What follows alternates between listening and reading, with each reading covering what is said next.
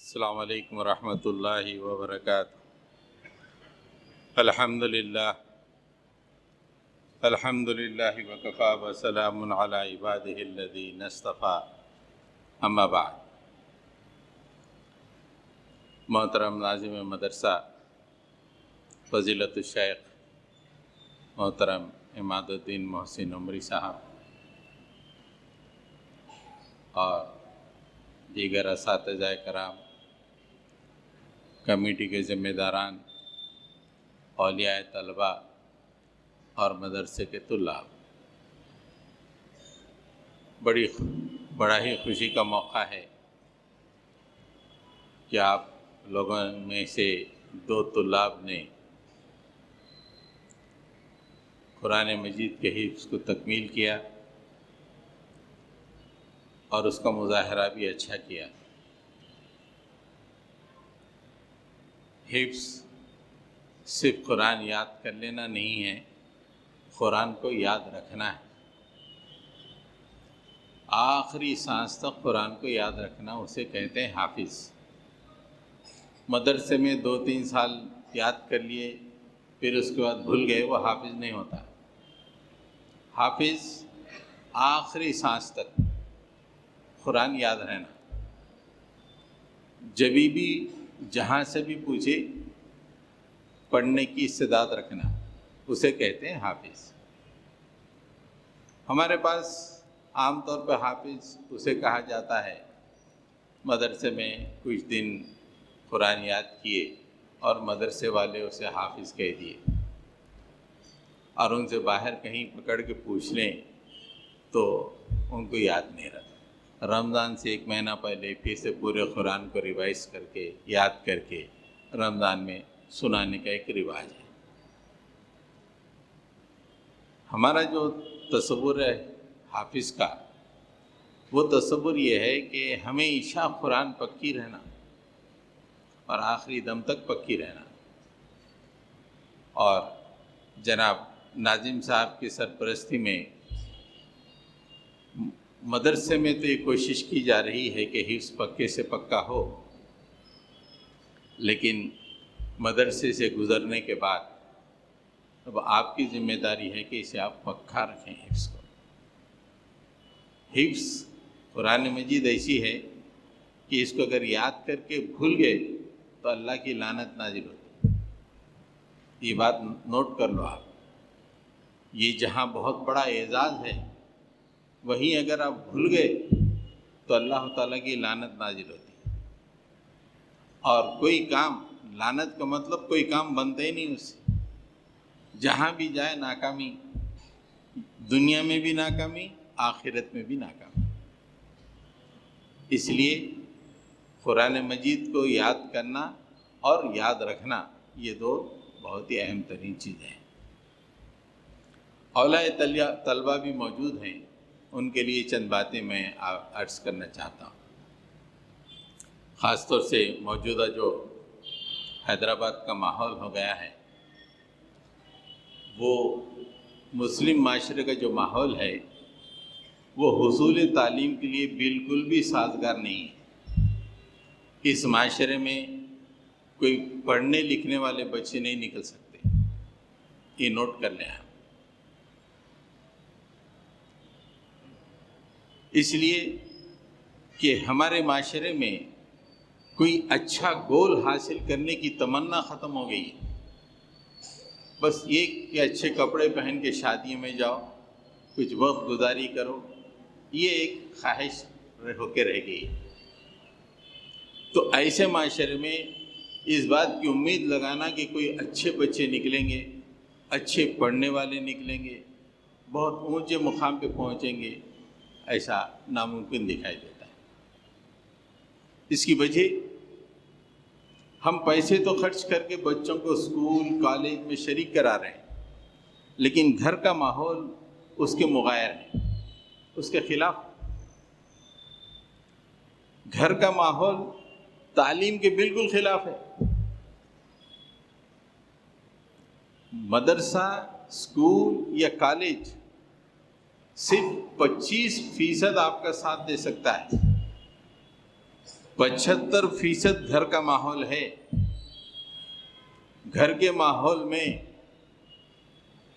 جو چیز بچہ دیکھتا ہے وہی اس کے ذہن میں بیٹھتی ہے. اور گھر کا ماحول کھیل کود، لہو و لعب، ہنسی مذاق، پارٹیاں، شادیوں کا ہے تو اسکول جانے کے لیے بچہ بڑا کتراتا ہے.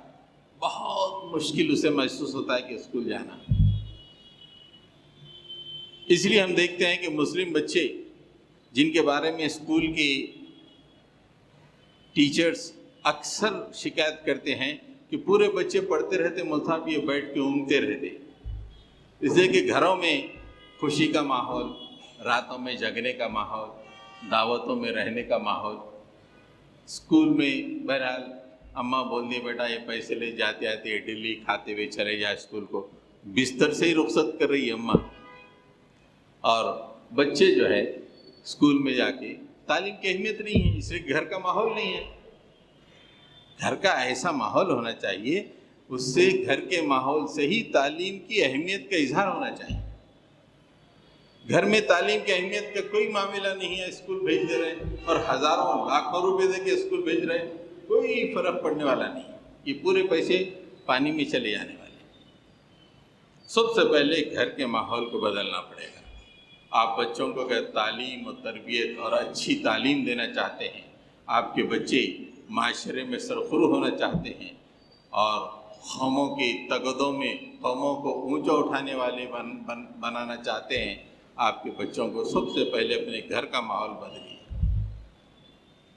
بچہ دیکھے تو باپ کتاب پڑھتا رہے، ماں کو دیکھے ماں کتاب پڑھتی رہے، باپ سیل فون میں مصروف، اماں اپنے سیل فون میں مصروف، گھر میں رشتہ دار آ رہے ہیں، ٹھیٹی ٹھاٹا چل رہا ہے، تعلیم کی کوئی اہمیت نہیں ہے. بچوں کے ذہن میں جو چیز بیٹھ جاتی ہے وہ یہی کہ زندگی یہی ہے، ہنسی مذاق، شادیاں، دعوتیں، کھیل کود، سیل فون، بس یہی ہے. تعلیم بہت ہی مشکل چیز ہے. اس کے لیے بچوں کو ٹف بنانا بہت ضروری ہے. بچے جب تک ٹف نہیں بنیں گے تعلیم حاصل نہیں کر سکیں گے.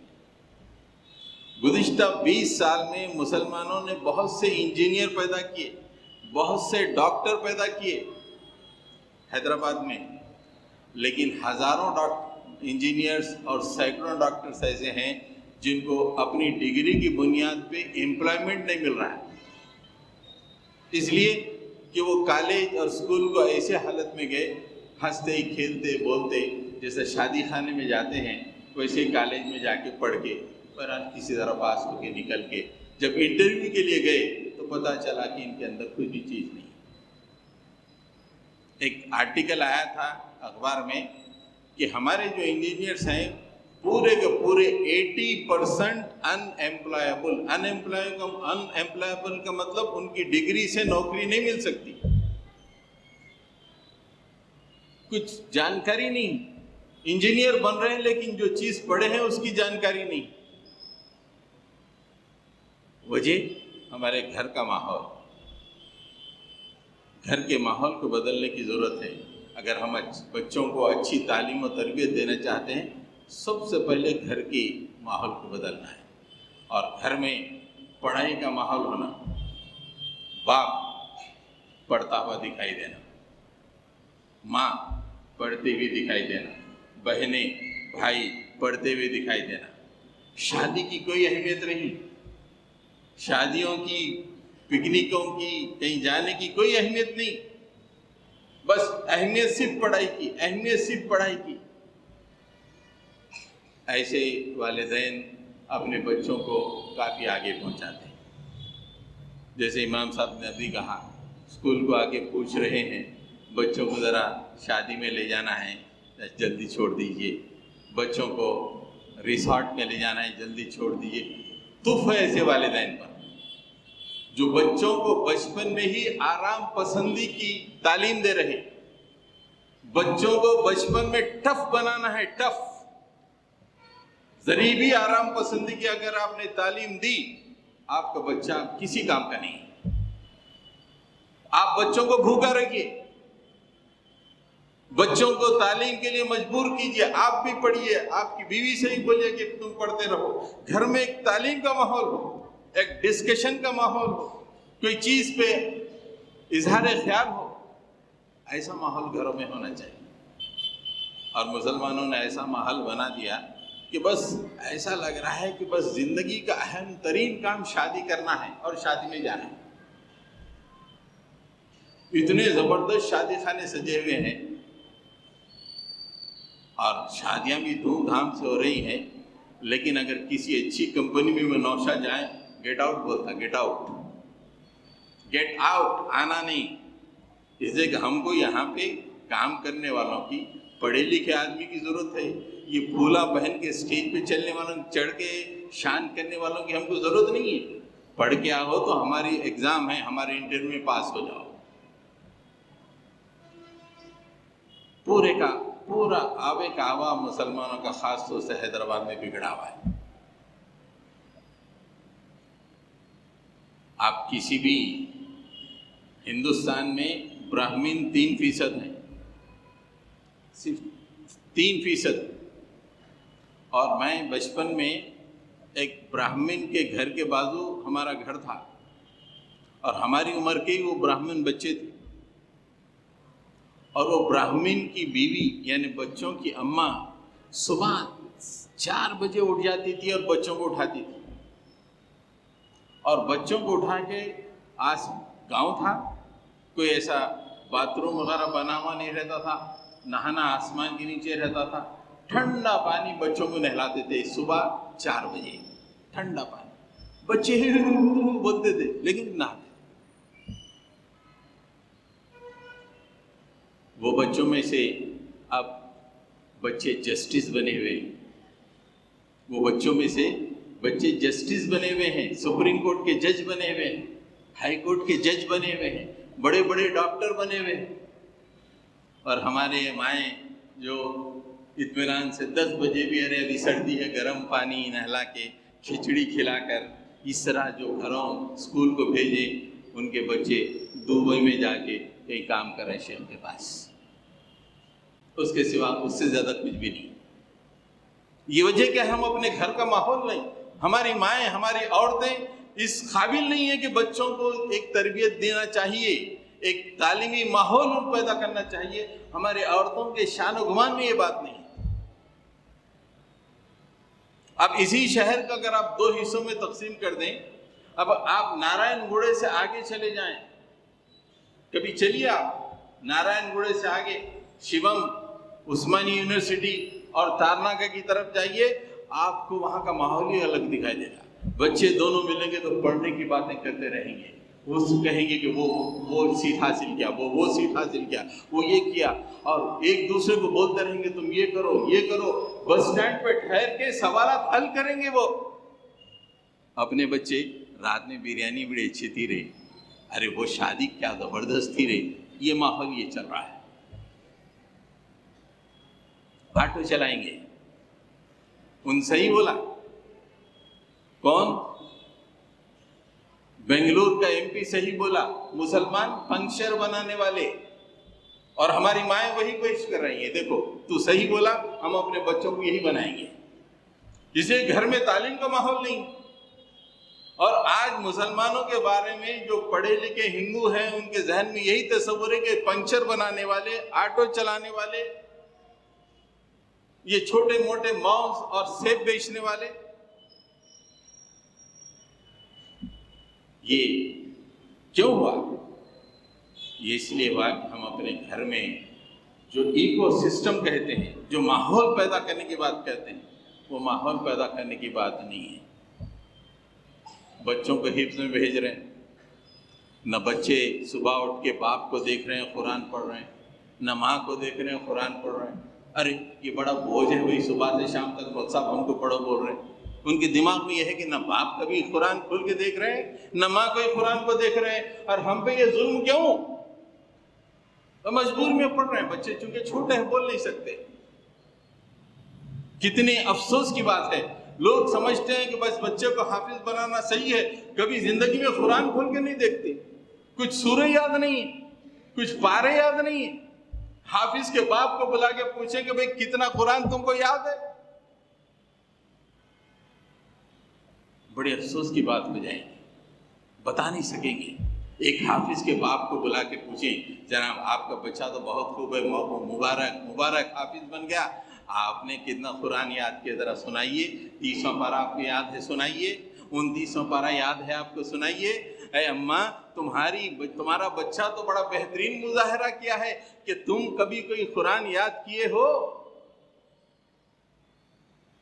گھر کا ماحول نہیں، بچے کیوں جو ہے حفظ سے بیگانگی کر دیتے ہیں کچھ دنوں کے بعد، اس لیے کہ گھر میں وہ ماحول نہیں ہے۔ تو اس وقت شدید ضرورت یہ ہے کہ گھر میں ہم حفظ ہی نہیں بلکہ کوئی بھی حاصل کرنا ہے علم تو گھر پورے کا پورا علم کے حصول کے لیے لگ جائے، باپ ماں۔ مجھے اچھی طرح یاد ہے، ابھی 1 سال پہلے میں نے ایک آرٹیکل میں پڑھا، ایک ماں، دیکھیے شاید ہماری بہنیں بھی ہوں گی، نیچے ذرا کان کھول کے سنیے، ہاں، شادیوں میں جانا، شاپنگوں میں جانا، یہ ساڑی خرید کے لائی بتانا، یہ شاپنگ کری بتانا، اس کے سوا ان کے پاس کچھ ہے ہی نہیں ہمارے عورتوں کے پاس۔ ایک عورت دوسری عورت سے ملتی ہے تو صرف کون سی چیز کہاں بہتر ملتی ہے، کون سا شاپنگ پلیس اچھا ہے، اس کے سوا کچھ نہیں جانتی۔ غرارہ کہاں اچھا ملتا، دلہن کا جوڑا کہاں اچھا ملتا، یہی اپنی بہنوں کو، بس ان کی پوری دنیا اتنی ہے۔ بہار کی ایک خاتون، اس کا بچہ جب انٹرمیڈیٹ میں آیا تو اس نے سوچا کہ میرے بچے کو IIT میں شریک کرانا ہے، IIT Indian institute of technology, جس میں ایڈمیشن حاصل کرنے کے لیے بہت ہی اونچے لیول کی پڑھائی چاہیے۔ تو اس نے ٹھان لیا کہ مجھے اپنے بچے کو IIT کروانا ہے۔ تو اس کے بعد اس کے ذہن میں یہ آیا کہ اگر بچہ کالج سے واپس آ کر مجھ سے پوچھا کہ اماں یہ سمجھ میں نہیں آیا تو میں کیا جواب دوں گی؟ تو اس نے بچے کے ساتھ ساتھ خود میتھمیٹکس، خود فزکس، خود کیمسٹری پڑھی، مل کے بچے کے ساتھ، اور بچہ تو 2 سال کے بعد بہت ہی اعلیٰ نمبرات سے IIT میں داخل ہو گیا۔ جب اس نے سوچا کہ جب میں اتنا کچھ پڑھی تو اس کا کچھ فائدہ ہونا چاہیے، تو اس نے ایک انسٹیٹیوٹ کھول لیا اور کہا کہ جو بھی IIT میں جانا چاہ رہے ہیں میرے پاس آئیے، میں پڑھانے کے لیے تیار ہوں۔ یہ ہوتی ہیں مائیں جو بچوں کو آسمان کا چمکتا ہوا ستارہ بناتی ہیں۔ ہماری مائیں تو شادی خانے کے سٹیج کا ستارہ بنا رہی ہیں، لیکن ماؤں کو آسمان کا چمکتا ہوا ستارہ اپنے بیٹے کو بنانا چاہیے۔ جب بچے پڑھ رہے ہیں تو تم کو بھی پڑھنا چاہیے، جب تک والدین نہ پڑھیں۔ اس لیے کہ میں آپ کو بتاؤں، یہ چھوٹے چھوٹے بچے ہیں، یہ اساتذہ وغیرہ تو ڈانٹتے ڈپٹتے رہتے ہیں، ان سے پوچھئے سائیکالوجی یہ کہتی ہے کہ ان کے ہیرو ان کے والد ہیں۔ My father is my hero بولتا، my mother is my hero. اس کے ذہن میں ایک جو امیج ہے والدین کا، وہ کہ وہی میں اپنے والدین کے نقش قدم پہ چلوں گا، میں اپنی والدہ کے نقش قدم پہ چلوں گا۔ یہ عمر میں بچے صرف اپنے والدین ہی کے اوپر نگاہ رکھتے ہیں، اور وہ جیسا کرتے ہیں وہی اسی کو دہراتے ہیں۔ والد شادی خانے میں گئے، بچوں کو وہی مثال ملتی ہے کہ میرے والد شادی خانے میں، مجھے بھی شادی خانہ ہی میں جانا ہے۔ مائیں تفریح کے لیے گئیں، بچوں کے ذہن میں بیٹھتا ہے کہ زندگی میں تفریح ہی سب کچھ ہے۔ تو حضرات گرامی، مسلمانوں کا اس وقت آوے کا آوا بگڑا ہوا ہے، لیکن اس کو بدلنے کی ضرورت ہے۔ ایک ایسا ایکو سسٹم کہ ہر گھر ایک پڑھائی کا اڈا بن جائے۔ ہم کس آسمان کے ستارے ہیں؟ آپ ہمارے اسلاف کو دیکھیے کہ ان کی پوری زندگیاں، مردوں اور عورتوں کی پوری زندگیاں علم میں گزری، پوری کی پوری زندگیاں علم میں گزری، حصول علم میں۔ تو ہم اسی صف میں، اسی جماعت کی ایک صف ہم بھی ہیں، تو ہمارے اندر بدلنے کی ضرورت ہے، اور خاص طور سے حفظ کا معاملہ اتنا مشکل ہے کہ ابھی ہمارے پاس جو سسٹم ہے وہ بھی تھوڑا سا ناقص ہے. حفظ کا جو سسٹم ہے، حالانکہ مول صاحب بہت کوشش کر رہے ہیں، لیکن میرے حساب سے یہ حفظ کا سسٹم ناقص ہے. اچھا یاد کرنے کے لیے قرآن مجید 2 اوقات ہوتے ہیں، ایک فجر سے پہلے، ایک مغرب کے بعد. ہم مغرب کے بعد کا وقت تو استعمال کر رہے ہیں، فجر سے پہلے کا استعمال نہیں کر رہے ہیں. بچے فجر کے بعد آ رہے ہیں اور پیسے لے کے آ رہے ہیں، ڈوسا منگا کے کھا لیں، اماں بستر میں سے دری. فجر کو اٹھ کے بچے کو تیار کر کے دینے کا نہیں. تو حفظ بہت مشکل کام ہے، اور ایک دفعہ بچہ اگر صحیح حفظ کر لیا تو اس کا ذہن کھل جاتا ہے، دنیا کے تمام علوم اس کے لیے آسان ہو جاتے ہیں، سب کچھ. اس لیے کہ قرآن تمام علوم کا منبع ہے. اسی کا حفظ اگر بچے نے کر لیا ہے، اور پھر کچھ بڑے ہونے کے بعد اس کی حفظ کی یا آیات کی جانکاری تھوڑی سی معلومات بھی ہو گئی، تو پھر وہ کہیں سے کہیں اونچا پہنچ جائے گا. تو سخت محنت کی ضرورت ہے. اور بچوں سے بھی میں یہ کہوں گا کہ قرآن مجید یہ ایک انقلابی کتاب ہے، ایک انقلابی کتاب ہے. یہ کوئی معمولی کتاب نہیں کہ آپ رٹ کے یہ سنا رہے ہیں والمرسلات عرفا والعاصفات اسفا، یہ سنا دینا. یہ انقلابی کتاب ہے، لوگوں کو اندر سے بدل دینے والی یہ کتاب ہے. اس کتاب کو آپ نے یاد کیا ہے تو اگلا سٹیج یہ ہے کہ اس کے ذریعے سے معاشرے کو بدلنے کی کوشش کرنی چاہیے. ایک واقعہ بتا کے میں اپنی بات کو ختم کرتا ہوں. کیسی انقلابی کتاب ہے. ایک بہت بڑے ڈاکو تھے. ڈاکو بولے تو راتوں میں گھروں میں گھس کے، ایک ہوتے چور، ایک ہوتے ڈاکو. ڈاکو بولے تو کوئی سامنے آئے تو ختم کر دیتے، ختم کر کے لے لیتے. چور بولے تو چوری کر کے لے کے چلے آتے. ڈاکو بولے تو اگر کوئی سامنے آ گیا تو مار کاٹ کے پورا کر کے لے کے چلے آتا. ایسے بڑے ڈاکو تھے، ان کا نام تھا فضیل بن ایاز. بہت بڑے ڈاکو، اور شہر میں ان کے نام سے لوگ کانپتے تھے. رات آئی تو ارے فضیل بن ایاز آ جائیں گا بھائی، فضیل بن ایاز آ جائیں گا بھائی، ایسا کانپتے رہتے تھے لوگ، پورے علاقے میں مشہور تھے. ایک دفعہ رات میں وہ پروگرام بنائے کہ ایک تاجر کے مکان میں ڈاکہ ڈالیں گے. تو کیا تھا، ایک کے بعد ایک گھر لگا ہوا تھا، جیسے اپنے گھراں لگے ہوئے تھا، کیونکہ بڑے بڑے اونچے ہیں اس وقت، ایک ہی سنگل سٹوری کے قریب گھراں ہیں. تو ایک گھر پہ چڑھ کے دوسرے چھت پہ، تیسرے چھت پہ، ایسے جا کے وہ تاجر کے گھر پہ پہنچے. اب بس یہ دیکھیں کہ آج تو فل کم جو ہے لوٹ لینا ہے، جو بھی ہے کریں گے، یہ پروگرام بنا رہے ہیں. چھت پہ گئے تو اندر سے قرآن کی آواز آ رہی، کوئی پڑھ رہے ہیں. 3 بجے کا وقت ہے، اپن سوتے رہتے واٹس ایپ دیکھ کر، سوتے رہتے. 3 بجے ایک صاحب قرآن پڑھ رہے ہیں. ارے کون بھائی جاگ رہا، میں کیا کر رہا ہے جاگتے ہوئے؟ ارے کچھ پڑھ رہا. کیا پڑھ رہا؟ ارے قرآن پڑھ رہا. ارے قرآن پڑھ رہا، ذرا سنو کیا ہوتا. چوری کرنے سے پہلے ذرا قرآن تو سن لیں گے. غور سے سننے لگے. ذرا سنائی نہیں دیا تو اور ذرا نیچے کھڑکی کے قریب آ کے سننے لگے. تو سورہ حدید پڑھ رہے تھے انہوں، وہ مول صاحب جو تھے. رات میں 3 بجے اٹھ کر، 3 بجے کا کیا سما رہتا، کبھی اٹھ کر دیکھو اس وقت قرآن پڑھنے کا کیا سما رہتا. فرشتے اترتے رہتے، قرآن کا بڑا مزہ آتا. اصل قرآن پڑھنے کا مزہ تو 3 بجے. 3 بجے انہوں قرآن پڑھ رہے ہیں، اور ایک آیت آئی، الم یعنی للذین آمنوا ان تخشع قلوبهم لذکر اللہ وما نزل من الحق. اس کے معنی یہ ہے کہ کیا ابھی اہل ایمان پر وہ وقت نہیں آیا کہ اللہ کا کلام سن کے ان کے دل پگھل جائیں؟ جو اللہ نے نازل کیا ہے حق، اس کو سن کے ان کے دل پگھل جائیں. ایک زبردست ڈاکو چھت کے اوپر سے سن رہا ہے. ارے یہ کیا ہے؟